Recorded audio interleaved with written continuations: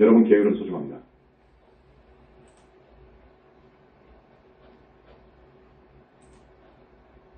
계율을 지키지 않으면 안 됩니다. 우리 승려들이 부처님 제자가 되어 생사를 마음대로 하는 곧 윤회를 벗어나는 공부를 한답시고 들어와 가장 기본적인 것이 계율입니다. 그래서 계율을 먼저 받거든요. 3기에부터 30개를 받아요. 부처님 앞에서 계율을 잘 지키겠다고 소원하지요.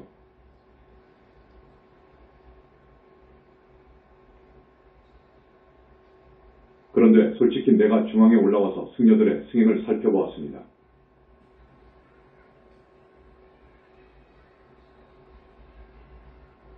그때가 30살쯤 되었을 겁니다. 그리고 요직을 맡고 있었습니다.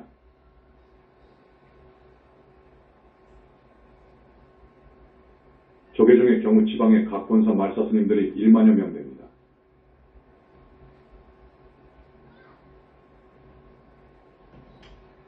일만여 명 승려들의 승행을 볼 때 아니었습니다.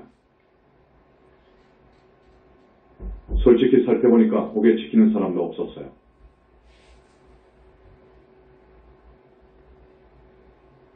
옥이라고 하면 살도 엉망주의입니다. 이게 기본이거든요. 옥계를 지키는 스님이 없어요.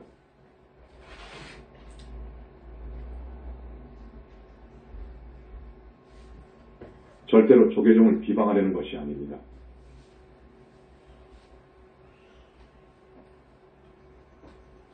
내 과거를, 내가 걸어온 발자취를 이야기하는 거예요.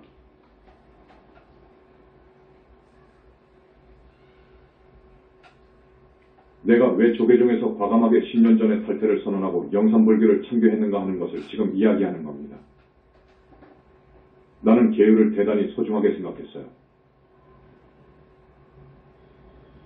우리 은사스님이 당시 알려지지 아니한 율사예요. 그러나 대단히 모범적인 승려였습니다. 부산의 서감스님이었습니다.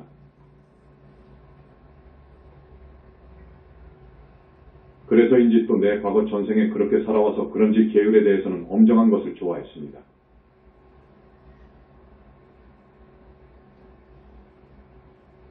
엄정하게 계율을 지키는 스님을 좋아했어요.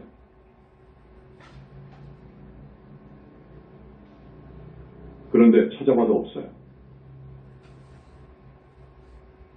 본산주지들, 우리 총무원 간부 스님들과 가끔 만나서 차담을 나누지요. 마음 열고 다 이야기하지요. 그러므로 다 살필 수 있었습니다.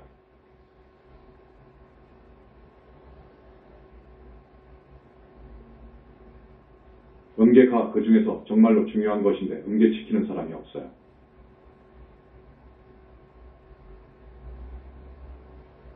내가 볼 때 하나도 없었어요.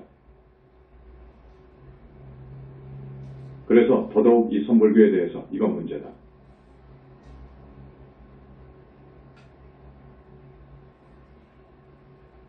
이건 문제다. 부처님과 보살도 없다고 하고 지옥 극락도 없다 하고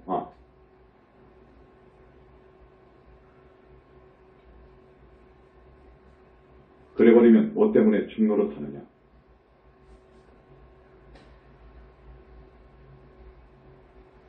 그거예요.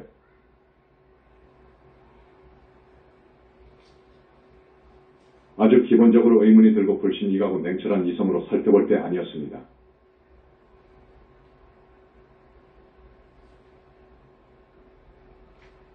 사후세계에 대한 의문.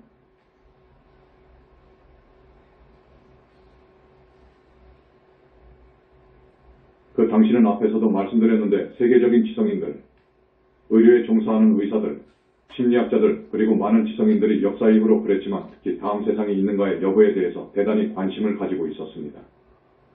그래서 사후세계와 관련된 책자들이 많이 나왔어요. 나는 그 책들을 많이도 읽었습니다.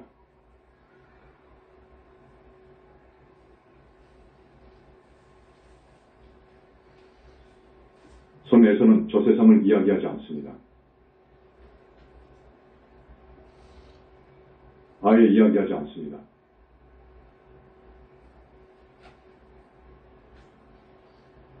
인과 는 죽어버리면 그 진행이 끝난다고 해요.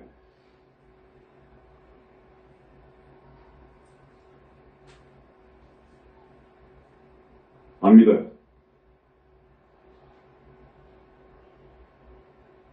우리 승려들끼리는 안 믿어요.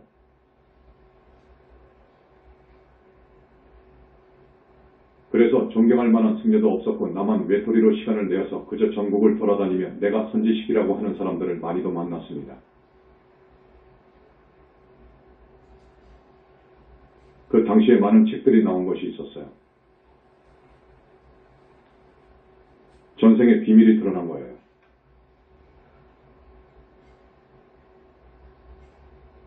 그 말이 무슨 말이냐 하면 죽으면 또 새로운 생을 산다.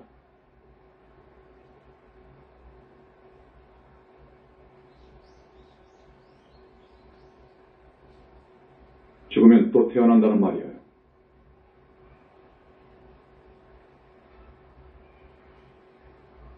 전생도 있다는 말이에요.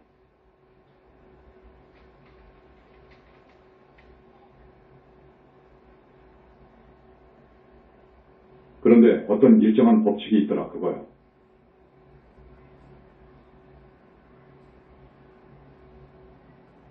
인과법입니다.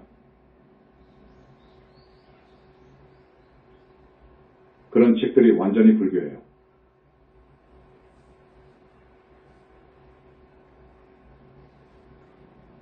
전생을 증명하는 사례.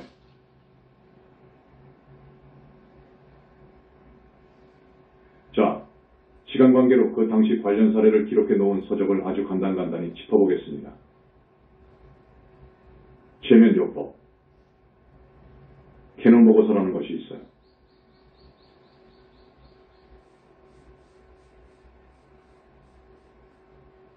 캐논, 영국의 노벨 물리학상을 수상한 심리학자인데 그분이 소립자와 관련해서 노벨 물리학상을 받은 분입니다.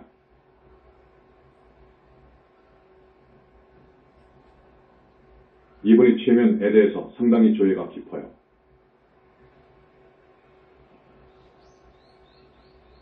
그래서 1기, 2기, 3기의 깊이까지 최면을 넣을 수 있는데 그분이 3기 정도의 최면 깊이로 사람을 최면을 걸어가지고 넣어보기도 한 사람이에요. 미국의 에드가 케이시 에드거 케이스 1877-1945라는 분이 있었습니다.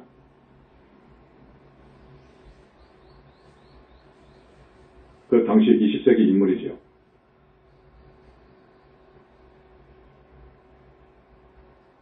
이 사람은 자기 최면에 대단히 능한 사람이에요.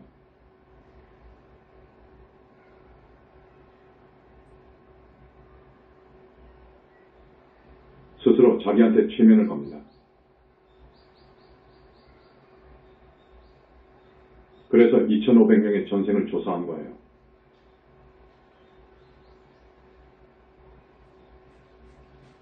그래서 과거생이 있고 다음 생도 있다는 것을 확신한 사람이에요.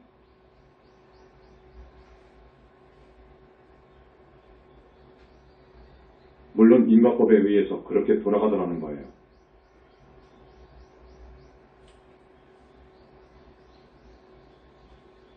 그 다음 브라이드 머피를 찾아서 The Searching for Bridie Murphy라고 하는 책자가 그 당시에 아주 세계적으로 큰 화제가 되었었는데 브라이드 머피라는 것이 무슨 말이냐 하면 29세 루스 시몽 루트 시몬즈이라는 여자에 대하여 최면을 딱 걸어가지고 연령역행 Age Retrogression을 시켰습니다.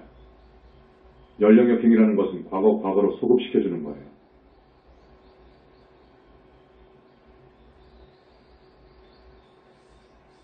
여러분이 60살 되었다고 합시다. 60년 전으로 연령역행 시키면 어머니 뱃속에서 막 나온 때입니다.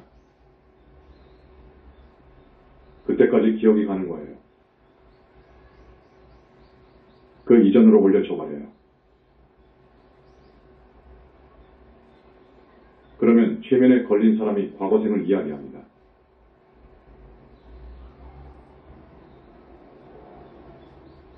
이루스 시몽이라는 부인을 최면을 통해서 과거생을 조사한 사람이 미국의 모리 번스타인 모리 버스틴이라고 하는 최면가일 거예요. 과거생으로 과거로 연령역행시켜서 들어본 결과 그 최면 걸린 여자가 하는 말이 자기는 아일랜드 코크 코어치에 살았던 브라이드 머피라는 사람이라는 것이 드러났어요. 이름은 루스 시몽이지요. 그런데 브라이드 머피라는 거라.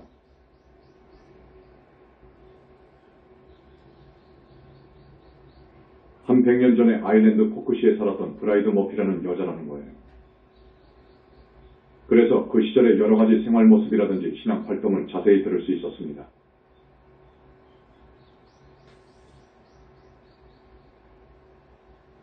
그런 후에 실제로 조사에 들어간 거예요.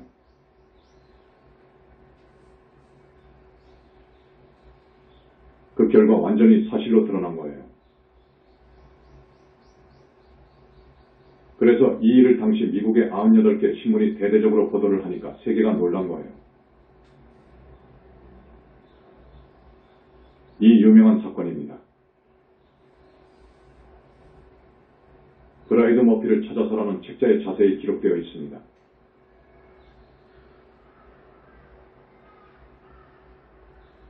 최면을 통해서 사람이 죽으면 어떻게 되는 것인가, 끝나버리는 것인가의 여부를 약간은 알았습니다.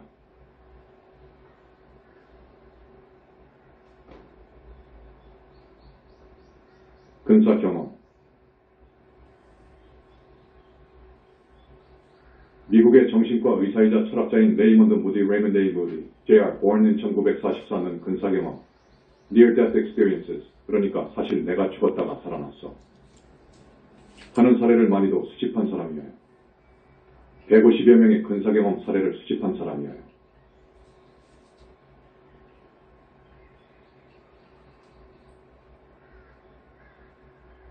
그런데 하나같이 죽었다가 살아난 사람들의 증언이 같은 것이 있어요. 그 동일한 것이 무엇이냐? 캄캄한 터널 같은 곳을 빠져나갔다는 거라. 그것이 대부분 같았습니다.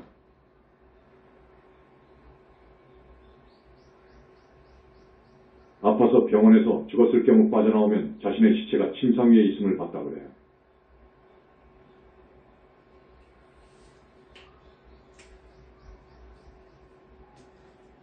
자기가 보니까 침대 위에서 자기 시체가 죽어있는 것을 봤다는 거예요.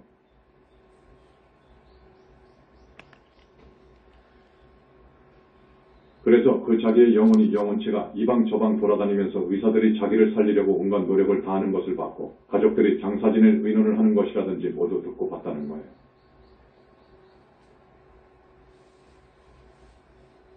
그런데 말을 하려고 하는데 말이 안 나온다 그거라.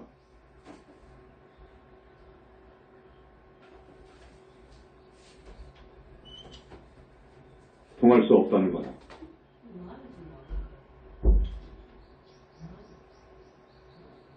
교감은 안 되더라는 것입니다.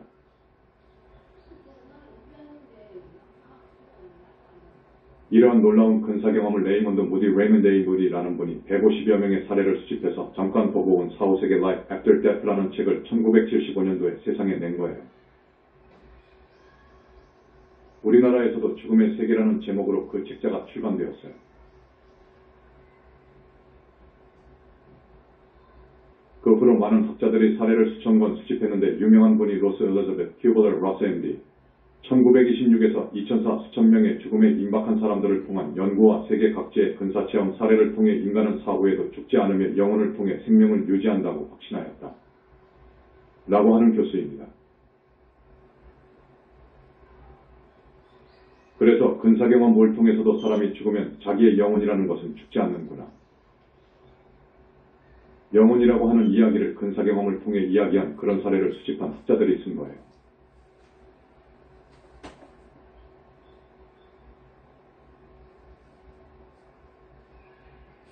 우리 현지사에서 이야기하는 소위 죽지 않는 나 주인공 영혼체를 벌써 100년 전에 학자들이 이 세상에 이야기해 놓은 거예요.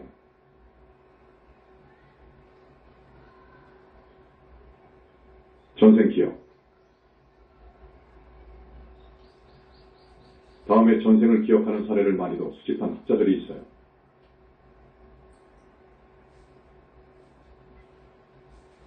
전생 기억. 전생 기억이 대개 2살, 3살, 4살쯤 된 아이들에게 나타난다고 합니다.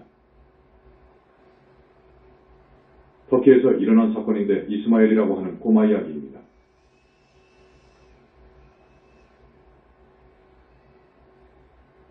생후 1년 반쯤 되었는데 자꾸 혼자말로 이렇게 중얼거립니다.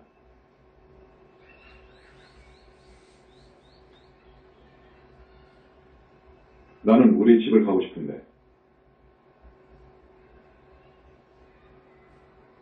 우리 집을 갈 거야. 나는 우리 집을 갈 거야.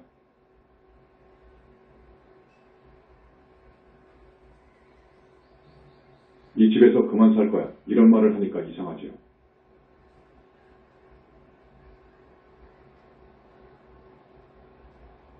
꼬마가 그런 이야기를 하니까 부모가 들을 때 이상하지요.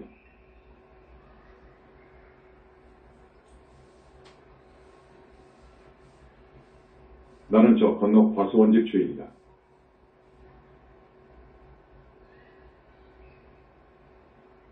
나는 50세에 죽었다.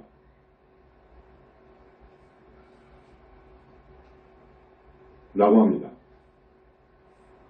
그래서 50세에 죽은 현재의 이스마엘 꼬마가 사실은 결혼해가지고 첫 부인은 애가 없어서 재혼을 했는데 재혼한 부인한테서 애를 넷낳고 살다가 과수원에서 어떤 일로 인부들과 싸우다가 맞아서 죽었어요.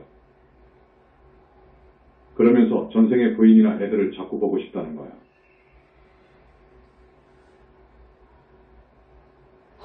그리고 수박을 보면 우리 딸 구로사리가 수박을 참 좋아하는데 그래요.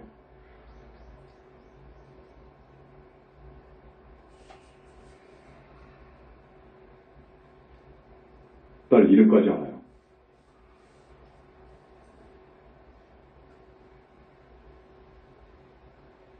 그런 말도 하고요. 하루는 아이스크림 장수가 왔는데 그 사람을 보고 내가 전에는 우리 과수원의 과일도 가져다가 팔았는데 채소도 갖다 팔았는데 언제부터 아이스크림 장사를 했나? 하고 물어보기도 해요.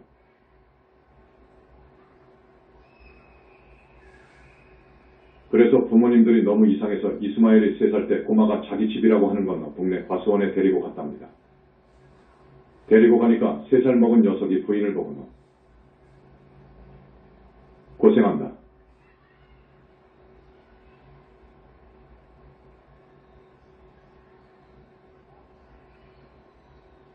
그래. 그런데 우리 집에 갈색말 한 필이 있었는데 어디 갔나?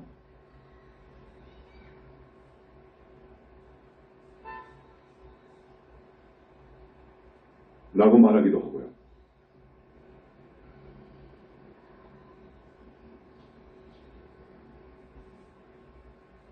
사실이랍니다.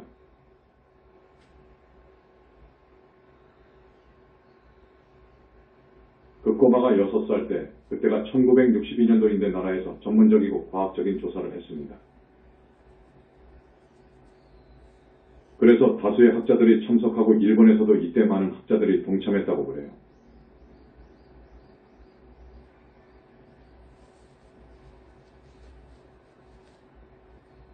그래서 돈을 빌려간 사람을 불러놓고 내 돈 갚아라.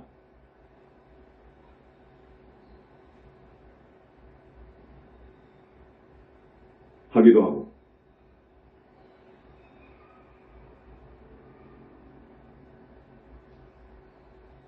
그런데 이게 확실히 그대로 사실로 드러나 버린 거예요.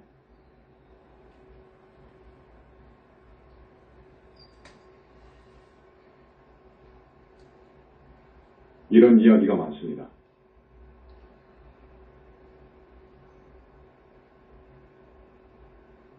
사후세계의 존재를 확신하다.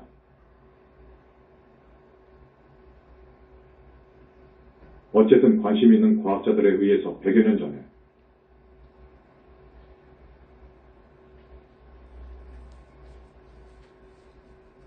사람이 죽으면 저 세상이 있다.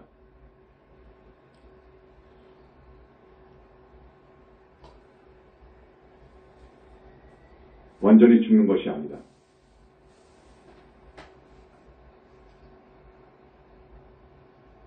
전생도 물론 있다.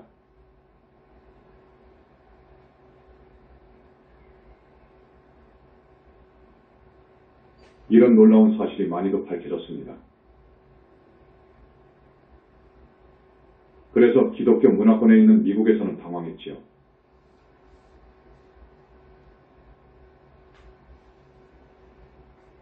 전생, 내생을 부정하는 기독교권에서는 당황했습니다.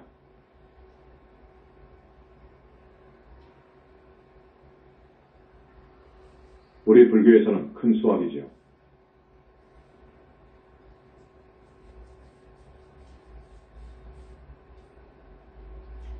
큰 수확입니다.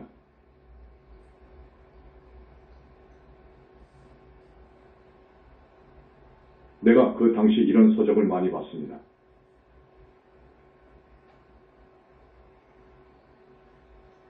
그래, 맞다, 그거라.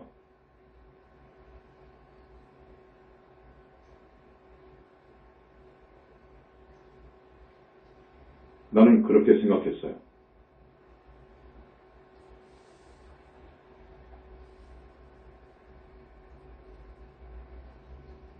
이것은 옳다, 그거요.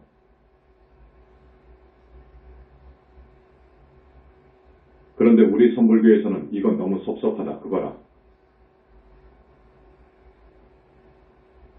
왜 이 다음 생에 대해서 모르느냐, 그거요.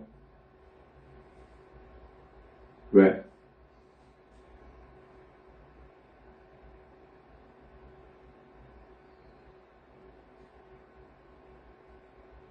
지옥 극락을 부인하고 윤회까지도 믿지 않고 그저 우리 아낙네들, 우리 할머니들 몇십 명 모인 석상에서 법문할 때는 사람이 죽으면 다음 생이 있다. 하지만 우리 승려들끼리 탁 터놓고 이야기할 때는 모두 못 믿겠다는 거예요.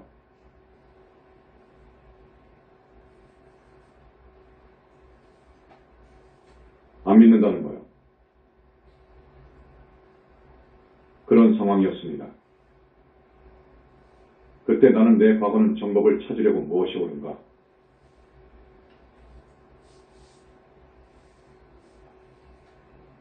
무엇이 가장 우주의 진리를 담은 종교인가로부터 아주 열심히 사유하면서 찾아다닌 그 역정이었습니다.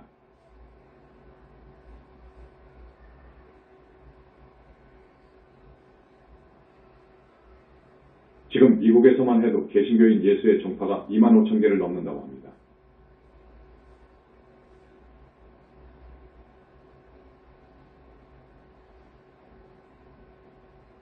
사교 집단 2, 5천 개를 넘어요.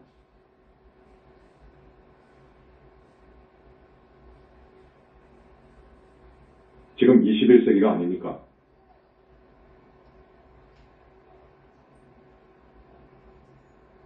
(21세기에서) 볼 때 내 종교가 최고다.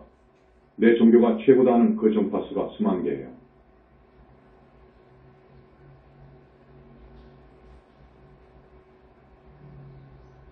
우리는 어느 종파 종단의 학자들, 교직자, 성직자들의 말을 들어야 옳을 것이냐?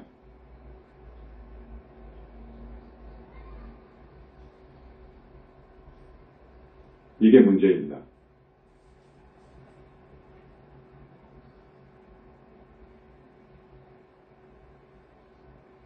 내가 30대, 40대에 그런 상황에 놓여 있었어요. 그래서 바른 종교, 정말로 진리의 종교가 무엇이냐?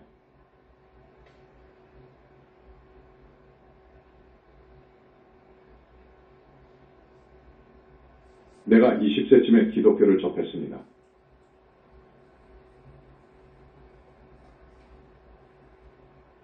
많은 기독교 서적을 읽었고요. 그 당시 부흥의 교인들의 믿음을 더욱 깊고 굳게 북돋우고 잘못에 대한 회개의 마음을 일으키기 위하여 특별히 모이는 수도회 때 많은 서적을 뿌렸는데 그런 책 등을 수집하여 많이도 읽어봤어요. 하나님은 절대 우상이다.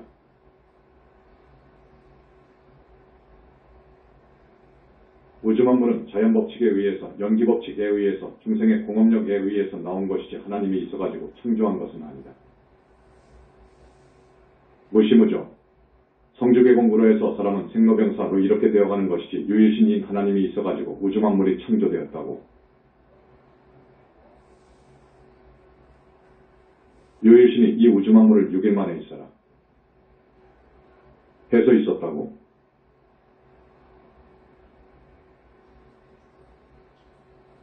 그건 말도 아닙니다. 말도 아니에요.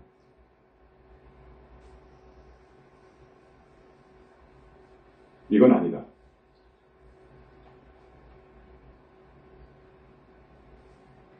이것은 아니다.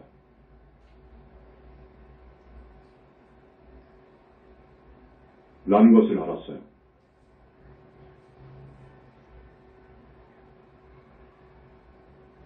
더구나 등력하면서 이것은 아니구나. 이건 아니다.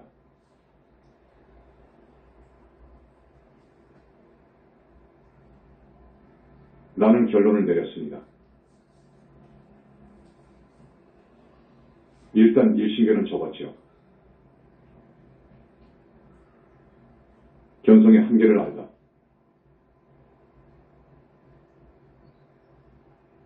이거 오직 불교가 최고로구나. 최고인데 이건 마음을 깨치면 붓다이다 그거라.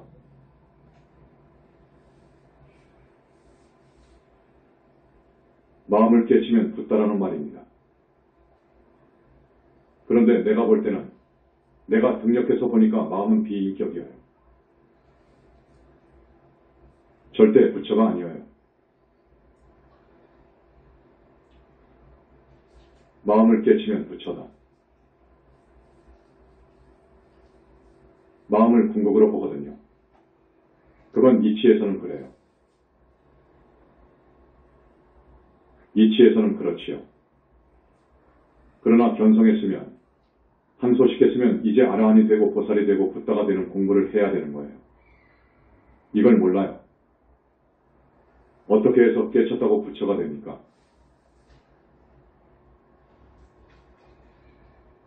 나는 이 부분에 대해서 많은 이야기를 해왔거든요.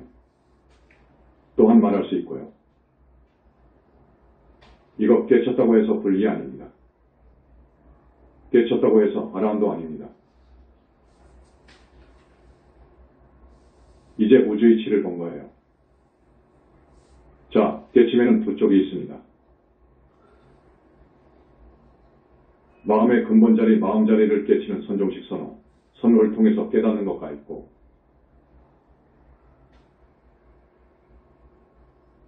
그 다음에 도가 유가 힌두교의 깨침 정신을 모아 우주의 이치, 본성을 그리고 또 우리 초기 불교에서 아라한이 되는 공부인 즉 팔정도 수행, 그 다음에 우리 부처님께서 깨쳤다고 하시는 연기법 사유, 그 다음에 사제관, 곧 사제삼전 12행상으로 들어가서 통찰하는 그 깨달음. 이건 대단히 소중한데 이런 깨달음이 있어요. 그런데 우리 부처님께서 사제나 12연기로 해서 깨달으셨나? 그건 중생들이 공부하러 들어온 제자들한테 가르쳐준 방편이지요. 너는 연기를 사유해라. 12연기관.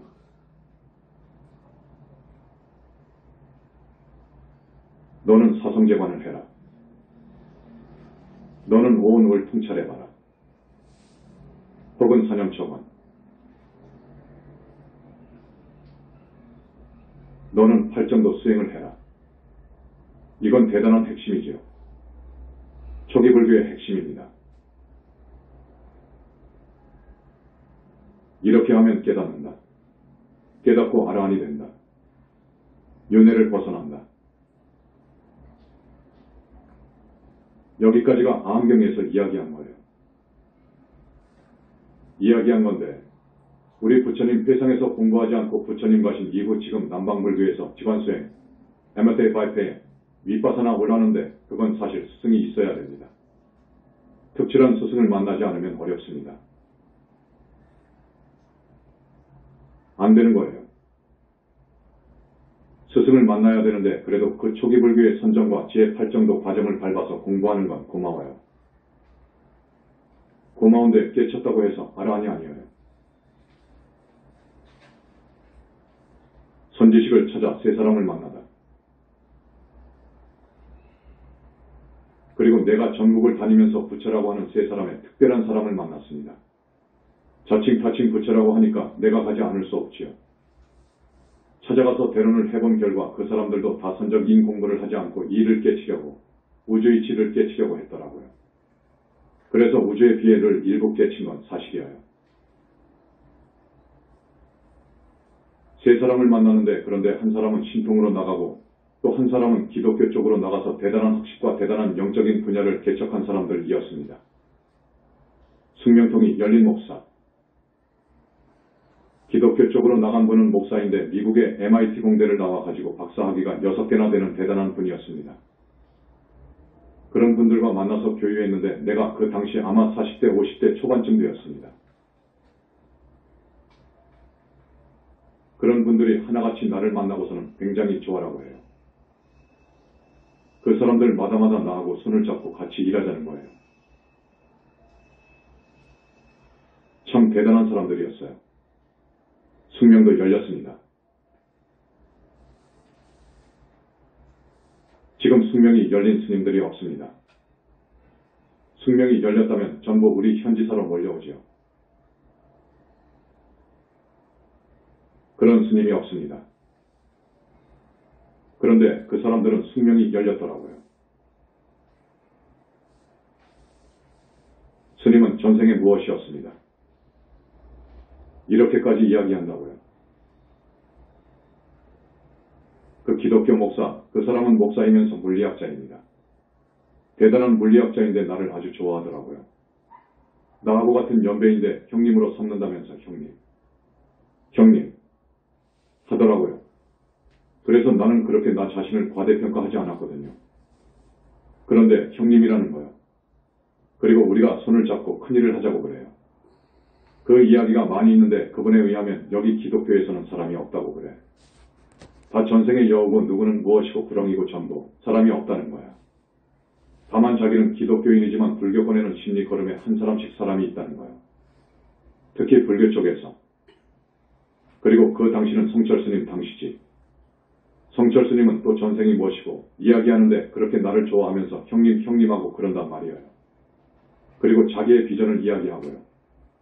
세계의 돈이 앞으로 전부 자기 돈이라는 거예요. 왜냐?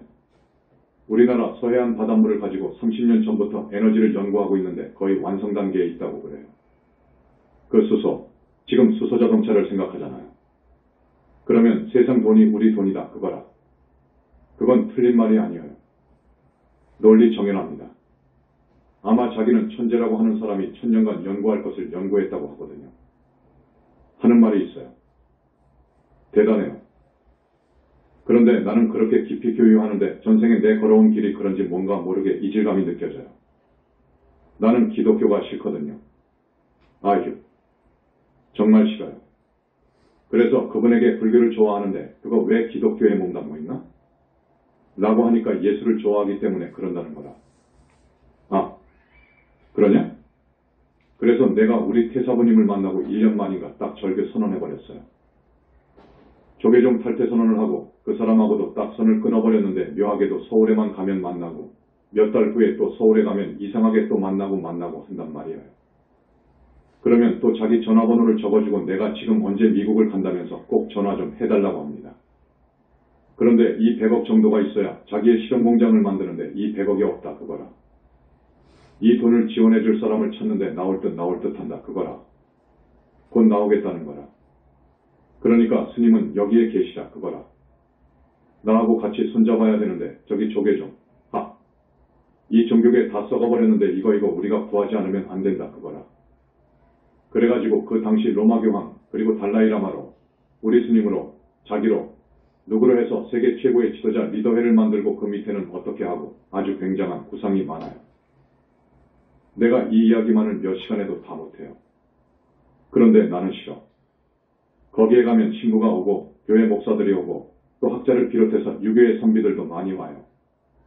그 사람은 이상하면서도 하여튼 희한한 분이라. 아주 머리가 좋고요. 언변이 대단하고 얼굴도 잘생겼습니다. 누구라도 그 사람 이야기를 들으면 아주 그냥 그 사람 말을 따르지 않을 수가 없어요. 많이 공부를 하고 많이 수행을 하고 숙명도 하고 기타 신통도 있어요. 이분은 제2의 예수라 그럽니다. 그분은 그렇고 영통법에 능한 한문은장. 처음에 만난 분은 우리 고향 사람인데 한문은장을 했습니다. 한문은장을 지낸 분인데 그래서 공자 맹자의 사상과 도가의 사상에 아주 조예가 깊은 분으로서 구도심 이 정말 무서운 사람이었어요. 이분은 아마 극한 고통을 감내하면서까지 산속에서 수행을 한 그런 분이었습니다. 그래서 우주의 진리를 대오했다는 분이에요. 자기 제자들이 많은데 제자들 중에서 눈이 뜨인 사람이 있다는 거예요. 나는 조계종의 환멸을 느껴서 나보다도 더 훌륭한 대성자를 찾아다녔거든요. 돌아다녀 보니까 대체로 있어요. 그분도 자칭 타칭 부처라고 그래요. 미륵불이라고 그래요. 그분은 나에게 부처님을 뵐 수 있는 방법이 있다 그거요. 저기 밀교의 나로 율법처럼 부처님을 만나 뵐 수 있는 비장의 방법, 길이 있다는 거예요. 그래서 뭐냐 했더니 안 가르쳐 주지요. 그런데 나한테는 가르쳐 주더라고요. 그런 영통법이 있다는 것. 통영법이라고도 하고 영통법이라고도 합니다. 이 사람이 한문에 능하기 때문에 한문 원전을 우리들 소설 보듯이 본 분이거든요. 그래서 시골에 많은 한학자들이 소장하고 있는 그 장서 중 영통법 관계 서적을 많이 보고서 그 비밀 문서를 찾아냈다는 거예요. 그래서 그 영통법으로 해서 공부했다 그거요. 그 공부를 애들에게 시켰더니 눈을 뜬 애들 15세 안팎이 몇 명 있다 그거요. 그 눈뜬 애들을 내가 상대해서 물어봤더니 그 애들이 저 하늘에는 우리 스님이 있어요. 그런단 말이요. 그러면 부처에게 나는 그렇게 생각했다고요. 보신이라고? 나는 삼신을 알았거든요. 이미 나는 삼신설을 이해하고 있었거든요. 그러면 보신인데? 그래서 그 도인과의 인연이 많이 이어집니다. 오랫동안 이어지는데 그 사람이 정말로 자기하고 같이 하나의 교단을 만들어가지고 일을 하자고 해서 이름을 늘 법법자 제성자로 고쳐준 거예요. 법성. 그래서 내 이름의 법명을 제성자로 고쳤습니다. 나도 이분의 사상이 선불교보다는 더 낫더라고요. 그래서 좋다. 그렇게 했는데 그렇게 하면서도 나로서는 또 의심이 간단 말이에요. 진짜 부처님일까? 이거예요. 진짜 부처님인가? 진짜 부처님이면 화엄경에서처럼 그 어마어마한 능력이 있어야 되는데 영통법을 조금 이야기하다가 말았는데 그건 천마의 집단과 통하는 공부입니다. 그거 진짜 부처가 아니더라고. 이제 완전히 부처님께서 말씀해 주시는데 변화술에 능한 천마들의 수장이 부처라고 해서 행세해요. 그리고 그 공부를 가르치는 그 도인을 하늘에 있는 것처럼 보이게 했습니다. 변화술에 능한 천마들이기 때문에 그렇게 한 트릭 추액 속임수를 쓰더라고요. 삼매에 드시는 태사부님을 만나다. 그러다가 태사부님을 만난 겁니다. 태사부님을 만났는데 이 태사부님은 결혼을 하지 않은 여자거든요. 여자인데 희한하더라고요. 어느 암자에서 딱 만났는데 그때 내가 보살계를 소개한다고 해서 플래카드가 붙어 있으니까 이분이 찾아왔어요. 찾아왔는데 사실은 아직 밝히지 아니한 깊은 일화가 있습니다. 부처님께서 작업했더라고요. 보현보살님께서 작업했어요. 딱 작업해서 가도록 해가지고 왔어요. 당신 집은 그때 서울 암사동이었어요. 나는 분당에 있었고 그래서 만나보니까 틀려요. 느낌이 달라요. 과거 전생에 많이 나하고 같이 도반으로 왔기 때문에 친밀감이 몰려왔어요. 공부가 깊이 된 여인으로 보였어요. 그래서 어느 정도 공부를 했나 싶어서 물어보니까 과연 이미 화두타파를 했더라고요. 9일 만에 타파했더라고. 그러면서 그때 깊은 산매에 들어갔더라고요. 깊은 산매, 아마 아라한 산매는 넘어갔더라고요. 해인 산매 정도로 들어가는 한국의 나를 만났어요. 그때 그 여인은 부처님께서 그는 분이었기 때문에 부처님을 배웠어요. 그 당시 이미 부처님과 대화도 할 수 있었어요. 꼭 만으로 20년 전입니다. 그래서야 이거 여기가 진짜네. 아, 여기가 진짜구나. 이 부처님은 이래야 되는데 이렇다 그거라. 삼신부터 불신부터 무량광부터 이거 듣지도 보지도 못한 이야기가 막 나와요. 야, 이거 여기가 정말로 진짜다. 우리 부처님에 대한 그 소식은 2600년 동안 지금도 어느 누구도 어느 불교 종단에서도 전혀 모릅니다. 내가 가끔 강조하지만 무착 세친 외삼신설 그거 아무리 보고 보아도 이해가 안 되잖아요. 달라이라마가 삼신 이야기한 거 보세요. 부사이한 불신, 무량광 빛을 모르니까 그들의 말이 와닿질 않아요. 우리 현지사 삼신 이야기 봐요. 완전하게 이해가 되지요. 이건 봤으니까요. 부처님을 보고 함께 생활하고 하니까 부처님의 실존과 그 우주적인 위상과 그리고 우주적인 능력을 구사할 수 있는 위실력을 우리는 알거든요. 야, 이분이 여자인데 이거 도저히 이해가 안 되지만 이상하다. 진짜다. 이거 진짜다. 이분이 가섭이구나. 내가 그렇게 판단했어요. 이거 가섭이구나. 그래서 내가 스님으로 있다가 그분과 함께 아파트로 들어갔습니다. 그분의 어머니가 또 정진력이 대단한 분이었어요. 이제 세 분이 그 아파트에서 공부를 한 거예요. 우리 정법의 수행법은 8정도 치명연불입니다. 이것은 정말로 보살이 되고 붓다가 되는 공부예요. 초기 불교의 팔정도는 아라한이 되는 공부예요. 유일한 공부입니다. 그래서 부처님께서는 모든 종교의 수행법에 팔정도법이 있는가 없는가를 봐라. 아니면 외도인이라 라고 말씀하십니다. 정법불교에 비의하면 누구나 살 수 있다. 그래서 공부를 시작한 지 6개월 1년이 되면서 확실히 나는 내가 평생 찾아 헤맸던 정법불교, 누구나 이 정법에 비의하면 산다 하는 거예요. 나는 그 길을, 그 목표를 달성하려고 한 거예요. 나는 그것이 소망이었어요. 아무리 내일 모레 전쟁이 터진다. 그 전쟁은 비참하다. 참혹하다. 그건 문제가 아닙니다, 여러분. 정법교단으로 들어와서 이 스님이 인도하는 말씀하는 대로 수행을 하십시오. 첫째로 부처님께 비의해야 돼요. 부처님은 계십니다. 그런데 부처님은 어떤 분이냐? 우주적인 우주와 하나가 되신 분이에요. 이건 우리 현지사에서 이야기합니다. 소승불교의 붓다관하고 천지 차이예요. 대승불교의 붓다관하고도 천지 차이입니다. 여기 현지사는 무척 세 진입원은 붓다관하고는 다릅니다. 우리는 진짜 부처님의 위상을 알았어요.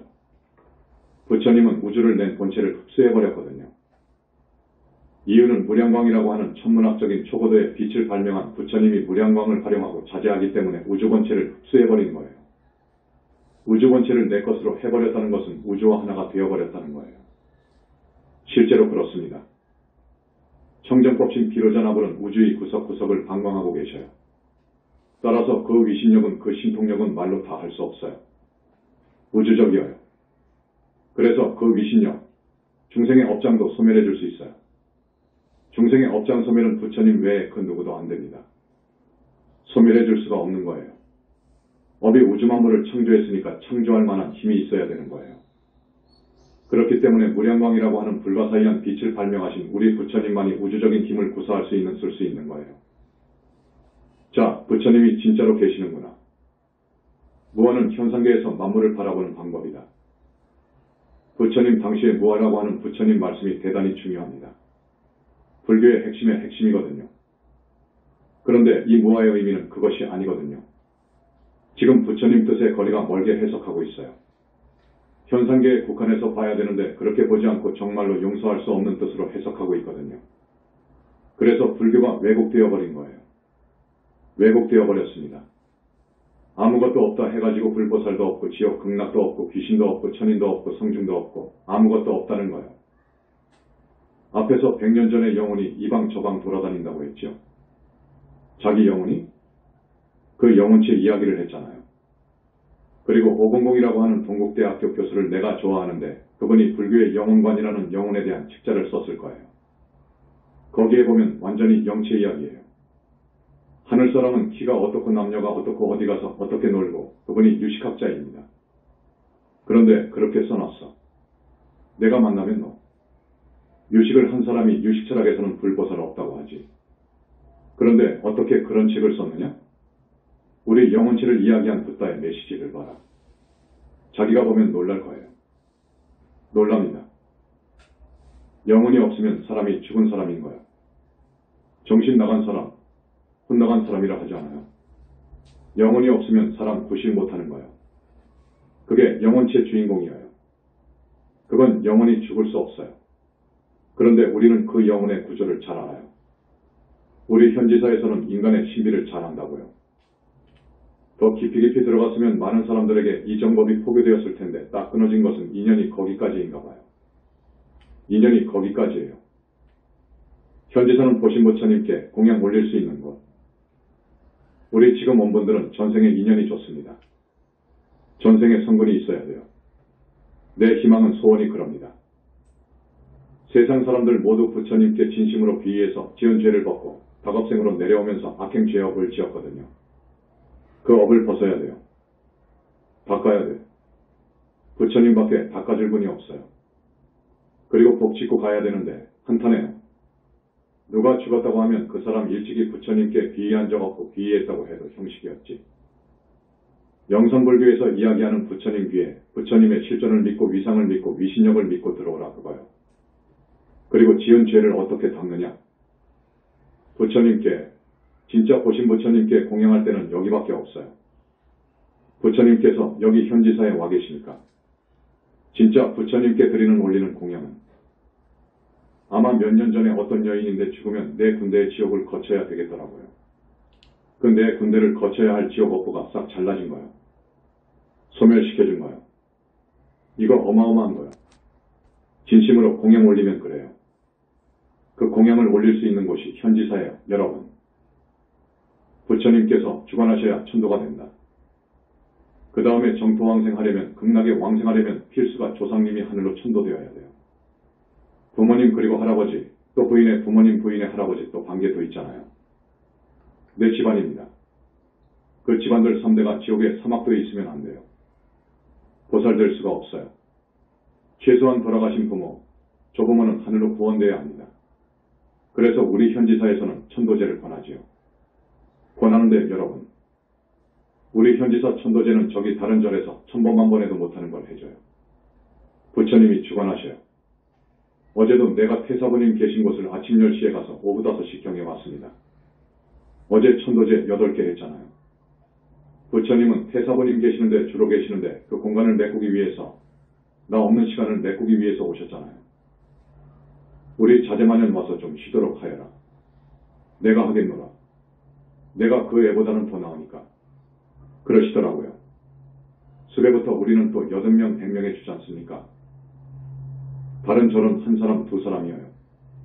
한 사람, 두 사람이 지옥에 갔으면 아무리 불러도 안 나와요. 올 수가 없는 거예요. 좀 지나친 비유를 하면 원효스님 같은 분 100명이 해도 안 되는 거예요. 지옥에 있는 자기 조상님을 데리고 올 수 있는 법력이 있어야 돼. 이 법력이 없으면 안 되는 거예요. 또 업장을 씻어 줘가지고 하늘로 올려줄 수 있는 법력이 있어야 돼. 그것은 부처님밖에 안 되는 거예요. 그런데 우리 보고 돈만 벌려고 천도제 한다고 그냥 모독하고 그러는데 그러지 마십시오. 부처님을 능멸하거나 법을 모독하면 극무관 지옥에 갑니다. 이건 정확한 말입니다. 나는 그래서 이거 정말 급하고 급해요. 구하고 싶어요. 우리 현지사로 귀의하라고 하고 싶은데 우리 영산불교로 귀의하라고 하면 그 뭐라고 비유해야 될까? 어떻게 해야겠어요? 그런 말을 들으면 그 사람들이 뭐라고 하겠어요? 큰일 나지요. 말을 하지 않아야지요. 큰 죄를 지어가지고 업을 받는데요. 입으로 짓는 업이 가장 무서워요. 정말 무서워요. 사지가 없는 어느 여인의 깊은 불신. 몇십 년 전에 라디오를 들으니까 어떤 여인이 인터뷰에 나온 이야기입니다. 그 여인은 두 팔, 두 다리 등 사지가 잘려진 여인이었습니다. 그분이 하는 말이 지금도 생생해요. 자기는 비록 사지가 없이 이렇게 살지만 너무너무도 전생에 죄를 많이 지어가지고 이렇게 되었지만 금생은 다행히도 사지가 없어서 지옥 갈 업을 짓지 않았다는 거라. 이거 얼마나 고마운 말입니까? 지옥에 갈 업을 안 지었다. 그래서 나는 다행하다고 생각한다. 이 말 지금도 들리는 것 같거든요. 이 말이 정확한 말이에요. 전생에 무시무종입니다. 그 헤아릴 수 없는 전생에 사람 몸을 받고 또 받고 온 지가 무수하단 말이에요. 그 사이에 지은 그 죄업은 참 대단하지요. 그 과거로 지금 사지가 없잖아요. 모든 건 자기 책임이에요. 자기가 지은 업대로 받는 것이거든요. 그런데 금생에 와서는 지옥 갈 업을 안 지었다 그거라. 두 팔 두 다리가 없으니까 지옥 갈 업을 지을 수 없지. 참 고맙게 생각했습니다. 큰 스님이 지은 전생의 업보 그리고 성근. 내가 과거에 부처님 입으로 왕을 2번 했습니다. 양무제 중국 남북조 시대의 양나라 무제 Emperor Wu Liang 464-549는 불심이 뛰어나고 불사도 많이 하여 불심천자라는 표를 얻은 분이다. 가 바로 내 전신이고 또 당고종 Emperor 가오상업 1628에서 683은 중국 당나라의 제3대 황제이다. 이 내 전신입니다. 아마 무제 당시의 왕위를 48년 제위했을 거예요. 그런데 내가 지금 원결 천도제를 해보면 사람을 많이도 죽였어요. 그런데 부처님하고 인연이 없었으면 나는 현재 극무관 지옥에서 못 나왔어요. 나올 수가 없지요. 내가 왜 사람을 죽였느냐? 나는 양무제였을 당시에도 오직 부처님밖에 몰랐습니다. 오직 불사밖에 못했습니다. 불사를 어마어마하게 했습니다. 그래서 별명이 불신천자입니다. 그런데 왜 사람을 죽였느냐? 내가 너무도 불교의 경도, 몰두해가지고 부처님밖에 모르고 불사밖에 모르니까 나를 시기하고 질투하고 나를 권좌해서 끌어내려고 하는 세력들이 많았어요. 그 사람들이 모반을 꾀하고 정승 판사들이 다 이놈이 지금 왕권을 생각하고 폐하를 시해하려 하고 이렇게 증거를 딱 들이대면서 이런 놈인데 이놈은 죽여야 되겠습니다. 그리고 불교를 형편없이 아주 능멸하는 이런 놈인데 이놈은 죽여야 되겠습니다. 그런데 그 당시는 천년 전이니까 그 범행의 규모라든지 잔혹성이라든지 그 깊이가 컸으면 삼족을 멸하고 구족을 멸하는 때였습니다. 거기다가 내가 좋다 하고 사인 서명을 했단 말이에요. 그것들이 지금 나와요. 나옵니다. 그래서 내가 지금 이 나이가 되도록 이렇게 건재한 것은 내 지난날을 보면 과연 그들로 인해서 한열번, 20번도 더 사건 사고로 죽을 뻔했어요. 나는 참 묘해요. 그 이야기가 많습니다. 그리고 붓다의 관문을 통과하려면 언젠가 내가 이야기했지만 파순이와 같은 마왕 그 애제자들이 망치려고 빙의합니다. 어떻게든지 사건 사고를 일으켜서라도 혹은 도덕적으로 치명타를 줘가지고 감옥살이를 시키든지 들어와서 죽이든지 해서 내가 불과를 이루지 못하도록 기막힌 작업을 하는 거예요. 제자 하나를 붓다 만들기 위해서 그 마왕하고 부처님께서 결투하게 되어 있어요. 그런 이야기 같은 깊은 이야기가 있지만 여기서는 적절치 않기 때문에 그런 말씀은 생략합니다. 부처님은 이런 분이시다. 이제 1시간이 되었네요. 결론으로 가서 우리 부처님에 대하여 한 번 더 말씀드리겠습니다. 우리 부처님은 수명이 무량한 줄 아시지요? 미래제가 닿아도록 멸도할 수 없어요. 무량광 빛 덩어리로 계셔요. 그러면서도 30이상 80종으로 사뭇 장엄하십니다. 어마어마합니다. 자비지혜 복덕 신통 무량하시고 지곡의 몸으로서 언제나 환희 자체로 계십니다. 우주와 한 몸이 되어가지고 곧 대우주와 하나가 되어 있어요. 무형의 빛 자체로 계셔요. 대하예요. 소화가 아니라 대하예요. 붓다라고 하면 청정법신을 그 번째 기체에 놓두고 계셔요. 1100억 화신을 놔둘 수 있습니다. 끝없는 원력으로 일체 중생을 교화하는 것이 그분의 꿈이올시다. 이와 같은 분이 부처님이요. 천마와 비교할 수 없어요. 산수 비유로도 불가합니다. 그런데 이 천마라고 하면 하늘사람은 하늘사람인데 인간세계에 와가지고 못된 짓을 합니다. 사람에게 접속되고 빙의해가지고 못된 짓을 합니다. 어찌 그 어려운 하늘로 올라가가지고 인간 세상이 좀 그리워서 내려옵니까? 내려오면 나쁜 짓 안 해야지요. 천마는 나쁜 짓 합니다. 아래하늘 그 외도하늘의 변칙으로 올라간 하늘사람들은 내려와서 천마 짓을 한다고요. 그래서 그것들이 전쟁도 일으키기도 합니다. 물론 지상의 악신들이 하기도 하지요. 그래서 우리 부처님께서 한 달에 한 번씩 작업을 하십니다. 붓다가 출세했을 때는 출세하셔서 청정법신 비로자나무를 띄워서 세계 평화를 위해서 많은 작업을 하시고 특히 남북전쟁을 막기 위해서 많은 작업을 하십니다. 현지사는 정법 부처님 교단이다. 10번을 물어도 우리 영산불교 현지궁 현지사는 정법 부처님 교단이어요. 이게 오늘 법문의 제목입니다. 10번을 물어도 내가 60년을 20살 때부터 그 이전부터 관심을 갖고 참 내 인생을 어떻게 살까 하는 것을 생각했지만 그러면 60년이 넘는데 60년토록 내가 찾아 헤매던 정법을 만난 것이거든요. 2600년 만에 부처님을 만난 것이거든요. 10번을 물어도 우리 현지사는 정법교단입니다. 부처님께서 와 계시는 정법교단이라는 것을 또 한 번 강조 말씀을 드립니다. 계율을 엄정히 하고 경전을 존중합니다. 여러분 경전을 존중해야 됩니다. 금강경에서 수지 독성하고 사국에라도 남을 위해서 잘 설해준다면 이 삼천대천세계에 가득한 칠보로 불쌍한 중생들을 위해서 고시한 공덕보다 낫다는 거예요. 우리 연불은 석가모니불을 치명하는 거예요. 석가모니 부처님은 최초불이시고 붓다의 붓다이십니다. 아미타 부처님이 석가모니 부처님의 아드님이어요. 제자이거든요. 그래서 우리는 석가모니불을 치명합니다. 우리는 부모 조상님께 효하고 나라를 사랑하고 스승을 공경하라고 합니다. 할 정도 치명연불을 권합니다. 이게 정법교단의 골격이 되는 가르침이에요. 여러분 오늘 이만하겠습니다. 나무 영산불멸 학수상전 시아본사 고원실성 석가모니불 천상천하무여불 시방세계 영무비 세간소유와 징견 일체무유여불자 고아일심기명전매